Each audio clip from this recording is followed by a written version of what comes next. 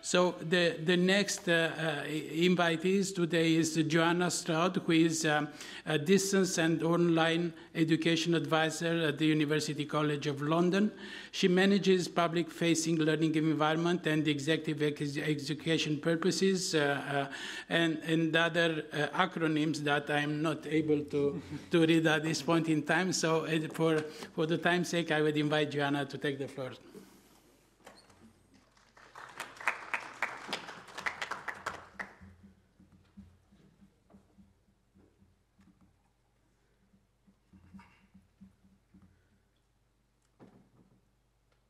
Okay, so I would also like to say thank you for allowing me to come and speak to you today. As suggested, I lead development of online education at UCL. That's just one facet of what we do. But I'm going to try and give you a slightly broader insight into what we do at the institution today. So in terms of what I'm going to cover, this feels like possibly too much to fit into the next 15 minutes or so now, but it will be sort of covered briefly at each stage. So I'm going to give you a basic introduction to what education is all about at UCL. I'm going to provide a basic overview of our blended and online learning provision. I'm going to highlight some of our delivery models, our platforms and technologies, the pedagogic and policy frameworks that we have set up and now use there, and then give you an illustrative case study of something that we are spending a lot of our time on this year. So in terms of the way that we approach education at UCL, just to give you a bit of a background to who UCL is first, we are a very large and diverse higher education institution based in central London, right in the heart of Bloomsbury. We have 42 or 43,000 students, I think, and more than half of those are at the postgraduate level. And we have a very wide range of academic disciplines as well, so everything from fine art to medicine, law to engineering, physics, and so on. In terms of our education strategy, we're looking to promote UCL as a global leader in the integration of research and education. Bringing the two things together is very, very important to us. And in terms of what that means, we think that the sort of strategy is visible or at least felt at really every level of our education provision. In terms of what UCL does, I think that our offer is split into two separate pathways. So the first of those is the sort of traditional context, where you will see very recognisable sorts of degree programmes, 3-year undergraduate, postgraduate taught programmes that last 1 or 2 years. Some of them are offered part-time, most of them not.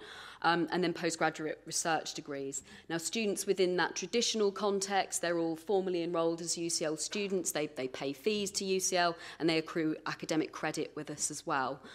The other context that we have is public and online and open education, whereby learners aren't formally recognised as our students. They may or may not pay fees, and they don't necessarily gain a recognised award, but there might be some accreditation involved.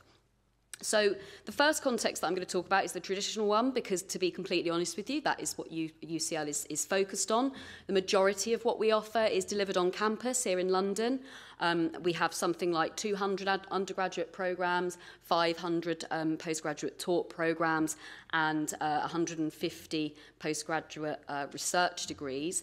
That equates to about 6,000 modules in total, but only about 50 online or distance education programmes, and they are all offered at the postgraduate level. Now, that is something that is growing quite quickly at the moment, and we don't have any sort of legacy correspondence courses. They are all delivered online. So it's changing quite a bit, but it still makes up a very small part of what we do. The public context is a little bit more diverse. So the short course space sees a far greater proportion of its activity taking place in a blended capacity or online. And all of those courses are open to the general public. So for the most part, they don't require any specific prerequisites, and anyone can take them. We also have roughly 20 open online courses or MOOCs. We've had about 150,000 people sign up to those to date. I think the max maximum number of countries that we've reached with them is, I think, about 160, but we have roughly 120 countries represented on each of those course runs. Now, with the MOOCs specifically, we deliver those across a number of disciplinary areas for which UCL is internationally recognised. So it's disciplines like the dementias and urban planning, surgical practice, education, that kind of thing. The other thing that we... that's right. In terms of the delivery models that we offer, as I've said, we are quite focused on what we do based in London, and the majority of that is face-to-face delivery. We term everything that we do face-to-face blended, because every single module that we have has an online presence in one way or another, although some make use of online tools to a greater degree than other courses. We also have this sort of small but growing number of fully online courses. Some have residential components, some don't. It very much depends on the discipline. So with postgraduate programs in dentistry, we might do the majority of the work online, but then there is practical training that is, very difficult to facilitate at a distance, so people may come to London for that. And then the other model that we have is this sort of mixed delivery type approach. These are courses that are primarily housed at the Institute of Education, but we bring in students to learn in London and online at exactly the same time, so they're all part of the same lectures. It's quite an interesting way to do things, and it works pretty well for them. In terms of the degree of interaction within our online courses specifically, that can be very variable based on the sort of needs of the cohort. We try to design quite sensitively based on the audience that we're attempting to attract, and that by extension means that we have varying degrees of interaction. The majority of our taught online courses incorporate, quite a lot of multimedia content, and then a range of sort of synchronous and asynchronous activities based on who it is that we're trying to reach. Some courses do occupy a more sort of self-directed study model, but that's, a good example that we have for that is a master's program in perioperative medicine, which is targeted towards anaesthetists who are on, really variable, unpredictable shift patterns. So some of them may be attempting to complete their course studies at 3 or 4 o'clock in the morning, and nobody really wants to teach at that time. So it makes sense for a good proportion of their material to be delivered on a self-directed basis. In terms of the platforms and technologies that we use, we've got, again, slightly different offerings for the traditional and the public context. So the primary virtual learning environment that we use at UCL is Moodle, and the reason that was selected is that it's an open source platform, has a global community of users in place to support it. We supplement that environment with a range of proprietary or commercial tools. So for different parts of the student learning cycle, we might have Turnitin for assignment submission and academic integrity, and things like Blackboard Collaborate for synchronous online learning in just taking place online. All of the courses delivered via our internal UCL Moodle instance are credit-bearing, so that's why it's linked to this traditional context, and only UCL staff and students can house the information that's contained within that environment. The public context is a little bit different. It is, again, a Moodle environment, but it's a completely separate and visually distinct instance. It uses similar proprietary tools, but we have some others like H5P, which is another open source content delivery mechanism, and the reason for that is because we do a lot more online in that space.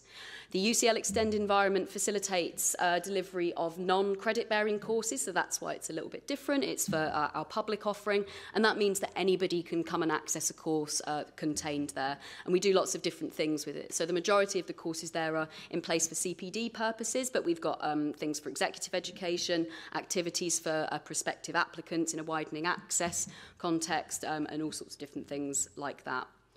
Now, Another thing that sort of bridges both of these different contexts is partnerships that we have with external organisations. So the first of those is where we want to deliver MOOCs, massive online open courses, and we do that with both FutureLearn and Coursera. The platforms and tools that we use as part of those partnerships are not developed by UCL, but all of the courses, the subject matter, the material that's developed and so on, that is all done by UCL. The other external partnership that we have now entered is with a United States-based OPM, which is an online program management company, and we are launching a fully online MBA program with them in September. It's a very different kind of partnership because the overwhelming majority of the work is done by them. We supply content and we teach it, but that is about it. Moving on to pedagogic and policy frameworks. UCL have developed a range of these kinds of tools in order to support their own staff in development of both blended and online courses. The three that I'm going to reference here are all embedded as part of UCL's educational policy, and they operate hierarchically within that structure. The first of these that we have is something called the connected curriculum. So it has 6 dimensions of connectivity that serve to define the relationship between students' learning and their participation in research, but it also describes the connections between specific disciplines, years of study, and staff and students themselves. The idea is that we create a more holistic educational approach with it. All material relating to the connected curriculum is openly accessible, including an open access book that anybody can go and download for free. And there are a range of illustrative case studies that demonstrate how the framework work as part of that. At the next level, we have something called ABC Learning Design, which is both a framework but also a facilitated workshop where course teams come together to enter some dialogue and work together to create a visual storyboard for what they want their modules, programs, short courses, whatever, to look like in the future. Now, as part of that storyboarding exercise, staff will discuss what kinds of learning activities they want to employ, whether they're online or offline, the sequence, the type, and what they want the course to look like in the future. It's very practical, it's card-based, and it integrates the concept of learning types from Professor Diana Laurelard's conversational framework. The learning types are outlined on one side of the card, so we have acquisition, collaboration, discussion, investigation, practice and production. And on the other side of the cards, there are a range of both sort of traditional and digital learning activities that you might use to facilitate any of those learning types. Again, the material for that for the workshop is all Creative Commons licensed. Anybody can go and download it and use it, but we do also facilitate the workshops at another number of other institutions internationally at this stage. The most granular policy that we have in place is something called the e-learning baseline and baseline plus. I'm not going to talk about this a huge amount, but what it does is it sets out minimum expected practice for digital education provision across both programs and modules. It focuses on platforms like Moodle, but it's there to help articulate good practice and provide a little bit of guidance for how to do things well.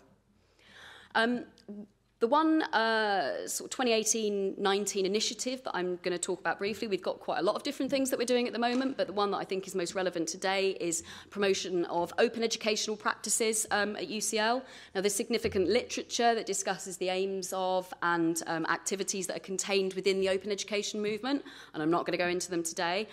Open is a sort of umbrella term for lots and lots of different things. It might be simple resources, it might be a whole course, it could be an entire institution. I know that I think we have someone here from the Open University today, or it could be a sort of philosophical way of working. We're looking to promote open educational practices at UCL because we're starting to feel a little bit worried by the sort of threat of marketisation, not just at UCL, but across higher education more broadly. And we're looking to promote these kinds of practices in order to enhance education, but to connect the world openly to conversations about UCL knowledge and to position knowledge as a public good rather than a commodity.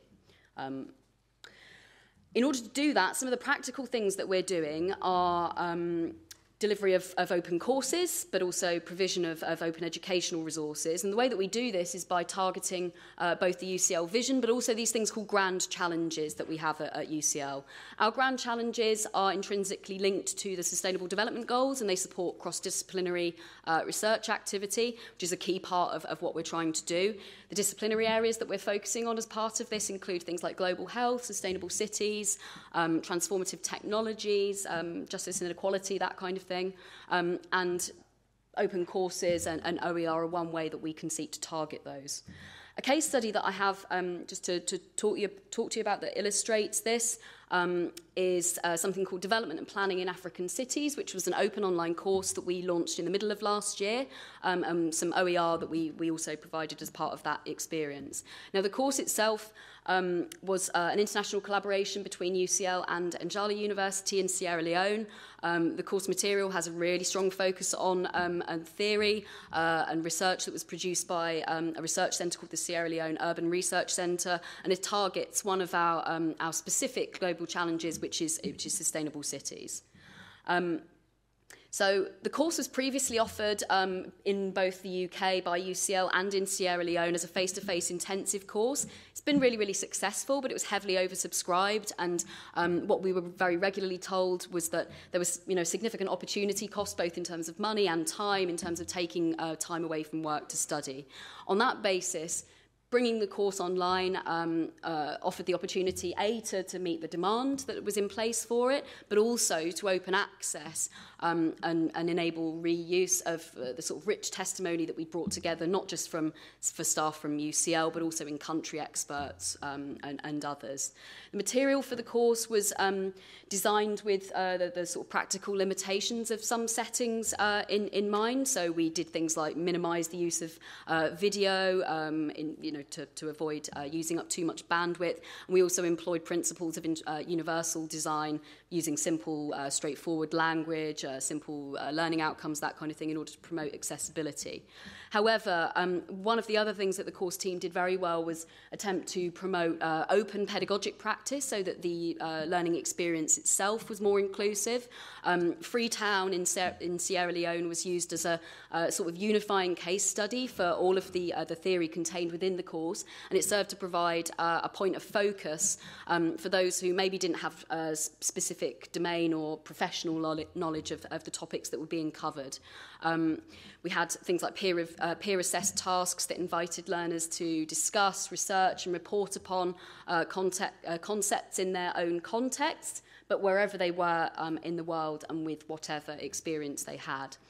The final thing that we did with this course was made full course open educational resources available to enable individuals to not only reuse those course materials, but potentially localise them for their own specific urban contexts. In other examples, we've done things like translated the majority of the course, but in some cases just by ourselves, in others with other local actors, but we've begun to recognise that that's just such a small part of what needs to be done in order to promote that kind of localisation. There's a huge amount that we need to learn about and to do in terms of sourcing contextually and culturally, even pedagogically appropriate material and learning design patterns, and we'd like to produce some kind of framework or guidance that better supports those efforts in collaboration with other institutional partners, including people like yourselves who are here today. So I've covered quite a lot of material very, very quickly there. Again, I'm very happy to speak to anybody in the breaks today, and you're very welcome to get in touch with me directly at UCL, but that's hopefully a little insight into what we are currently doing. Thank you.